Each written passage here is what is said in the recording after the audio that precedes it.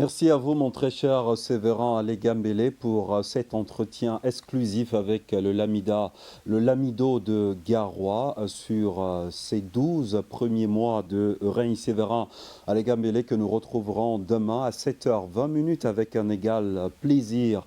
Le 25 avril prochain se célèbre la journée mondiale de lutte contre le paludisme. Et bien dans les prochaines minutes sur le plateau de Cameroun Delight, nous vous proposerons un entretien avec la secrétaire permanente du programme national de lutte contre le paludisme au Cameroun, un entretien que va conduire Gilbert Ongene Anya. Mais avant, on parle du plan Monique, un protocole de prise en charge et d'accompagnement des femmes enceintes en difficulté financière, un projet porté par des Camerounais de la diaspora, des Camerounais qui vivent du côté de la Belgique. Pour en parler, le président Jules Tiato, le président de cette association, nous fait l'amitié de répondre à notre invitation ce matin. Bonjour Jules. Bonjour Mohamed, monsieur Mohamed Ouna, et merci pour l'invitation. C'est un plaisir de vous avoir. Comment on se sent quand on est sur la terre de ses ancêtres? Mais on se sent très bien, très heureux, surtout quand on a l'honneur et le privilège d'être reçu sur la chaîne nationale. Bon, c'est un honneur. C'est la preuve que le cordon ombilical n'a pas été coupé. C'est impossible, ça ne peut pas être coupé. Aussi, c'est la preuve qu'on est bien accueilli, donc et on est attendu, et que quand on est parti, le pays pense à nous. Donc voilà, ça fait beaucoup plaisir. Et vous, en retour également, vous pensez au pays? Évidemment, c'est d'où nous venons. Donc l'homme n'est rien sans ses racines. Donc on ne peut que penser à son pays où on est né, où on a grandi, c'est où on a tous les meilleurs souvenirs de la vie. Alors, je l'ai dit à l'entame de notre entretien, vous avez mis sur pied le projet, le plan Monique. À quoi renvoie-t-il? En fait, le plan Monique, c'est un protocole de suivi, d'accompagnement et de prise en charge totalement gratuit de toute femme enceinte en difficulté financière et de scolarisation des enfants. Pourquoi? Parce que nous pensons que la dignité humaine commence avant la naissance. Il faut dire que dans le monde, nous avons 850 femmes environ qui perdent la vie tous les jours de suite d'une grossesse ou d'un accouchement. En Afrique, c'est 200 000 femmes chaque année qui tuent d'une grossesse ou d'un accouchement. Et au Cameroun, on en a 15 environ tous les jours qui perdent la vie de suite d'une grossesse. Les chiffres sont assez inquiétants. Ben oui, c'est inquiétant. Il faut même dire, je veux faire une précision, la mortalité maternelle, c'est la première cause de décès de la femme camerounaise. Donc on se dit, qu'est-ce qu'on peut faire? Nous avons reçu la vie, il faut qu'on la rende, il faut qu'on soit reconnaissant de cette vie que nous avons reçue. L'accouchement n'est pas une maladie, on ne devrait pas perdre la vie en voulant la donner. La prise en charge de l'accouchement devrait être quelque chose de naturel dans le monde. Alors nous nous battons pour limiter les dégâts en apportant donc, à travers le plan Monique un soutien, un accompagnement gratuit, je dis bien gratuit, à toute femme enceinte en difficulté financière. Alors nos téléspectateurs qui nous regardent en ce moment pourraient bien se poser la question, elle est légitime cette question, pourquoi l'avoir baptisé le plan Monique? Ben, comme je l'ai dit tout à l'heure, il y a de nombreuses femmes qui perdent la vie chaque jour en voulant la donner. J'ai donné les statistiques tout à l'heure. Et malheureusement, dans notre pays aussi, il y en a. Et nous partons d'un fait dramatique, qui est la mort de Monique, qui s'est passée le 12 mars 2016 à l'hôpital Akintini. À Douala. À Douala. On a regardé ça depuis l'étranger. On s'est dit, mais ce scandale, comment on peut faire? C'était choquant les images. Les gens sont indignés à travers le pays, à travers le monde. On s'est dit, qu'est-ce qu'on peut faire devant une telle situation? Qu'est-ce qu'on peut faire en tant que citoyen?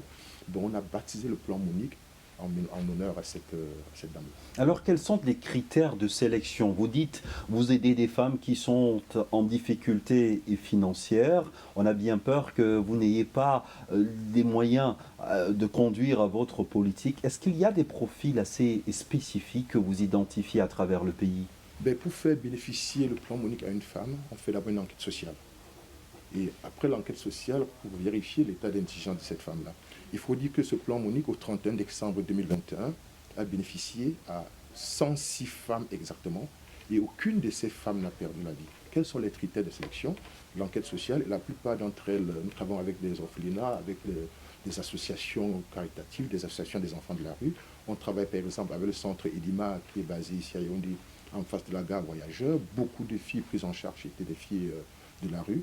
Et quand on fait l'enquête sociale... Et en image, on le voit, vous êtes accompagné, vous êtes entouré d'une famille. Oui, là, ce sont les bénéficiaires du plan Monique qui sont à la boutique sociale, à la boutique solidaire, les Fous de Cœur Market pour faire des courses, parce qu'on a aussi ouvert une boutique où les gens peuvent venir prendre des choses totalement gratuites. je dis bien gratuit pour les bénéficiaires du plan Monique. Cette boutique sociale, elle est basée à Douala. Elle est basée à Douala, c'est la première. Elle est ouverte le 29 avril 2021. Donc elle aura un an d'existence ce mois-ci et nous comptons en ouvrir d'autres. D'ailleurs, voilà la raison pour laquelle on ouvre la boutique, parce qu'une bénéficiaire du plan Monique qui s'appelle Jeanne d'Arc, elle a accouché en 2017. Et puis, un an plus tard, on a organisé une conférence commémorative au Jikama Bonanjo à la mémoire de Monique Matekel. Elle était là et avec son enfant. Et puis, en 2020, elle nous a contactés pour qu'on l'aide à mettre son enfant à l'école parce qu'elle avait perdu son boulot entre-temps.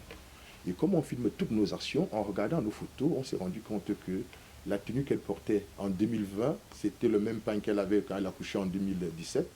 Et puis la robe qu'elle portait en 2020, c'était la même robe qu'elle portait en avril 2019 lors de la conférence au JICAM. Et la robe était toute dégradée et son fils avait aussi le même pantalon, carrément. Alors, on était choqués, on s'est dit, mais ça nous a rappelé notre enfance parce que quand on était petits, nos parents nous achetaient tous les pantalons un peu plus grands pour qu'on les mette plus longtemps ou les chaussures par notre point de vue pour qu'on puisse les mettre plus longtemps. On a donc voulu rassembler quelques vêtements pour lui envoyer. Et l'une de nos membres a dit, mais il y a plusieurs enfants dans cette situation, pourquoi ne pas ouvrir plutôt une boutique solidaire où tout le monde peut en profiter? C'est d'où est partie l'idée de la boutique solidaire. Vous voyez là en image la photo de 2019, de 2017, de 2019 et de 2020.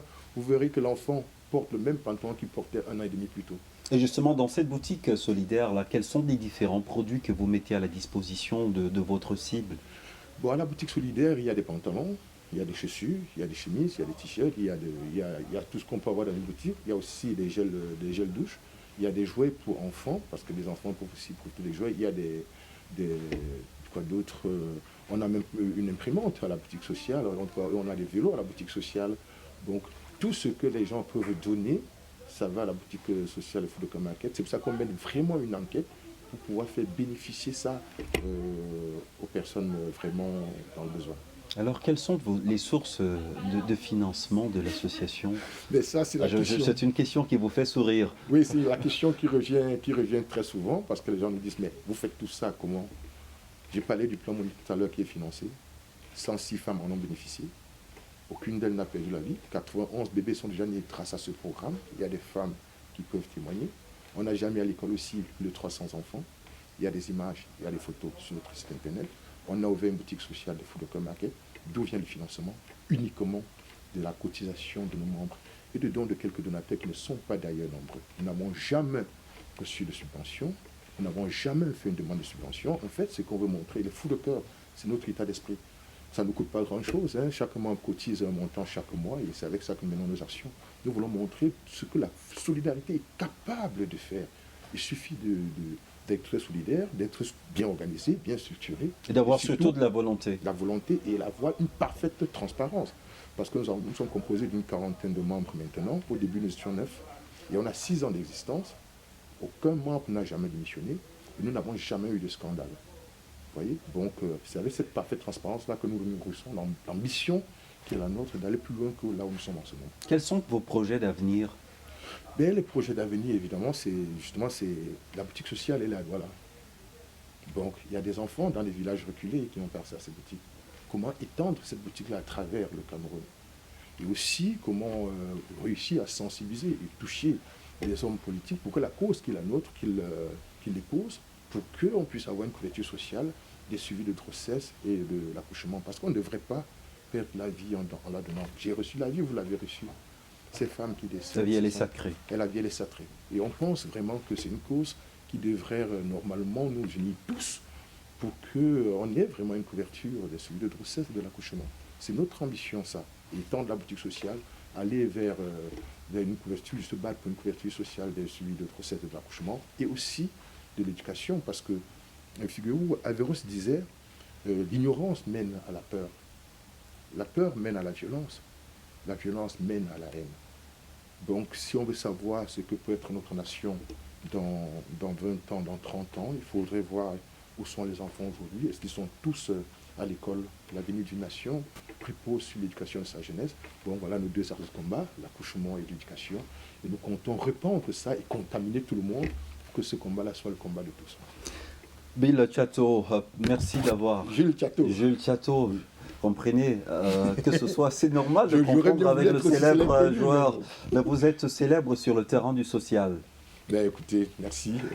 Bon, le but n'est pas la célébrité, le but c'est d'impacter la société. Je tiens à travers, je vois que nous allons vers la fin. Tout à fait. Permettez-moi de vous remercier infiniment, de remercier Madame Marthe Bala, qui est directrice d'antenne, je crois. Berthe Mbala. Madame Berthe Bala, pardon, qui est directrice d'antenne de la CIA TV. Je remercie vraiment toute l'équipe de la CIA TV pour l'accueil que vous nous avez réservé, parce que ça nous fait plaisir de voir que les actions que nous menons suscitent l'attention et l'intérêt des médias de la chaîne nationale. Nous espérons bientôt aussi l'intérêt des dirigeants, des hommes politiques, des artistes, parce que voilà, pour qu'une action comme comme la nôtre porte des fruits, s'étende et grandisse, elle a besoin de l'adhésion et des hommes politiques, et des artistes, et des populations. Et c'est comme ça qu'on peut arriver à faire grandir quelque chose dans notre société. Rassurez-vous, chez nous, vous êtes chez vous. Merci beaucoup. Allez Jules, merci d'avoir échangé avec nous sur cette cause noble. Bon retour en Belgique. Merci et puis bonne continuation. Merci bien.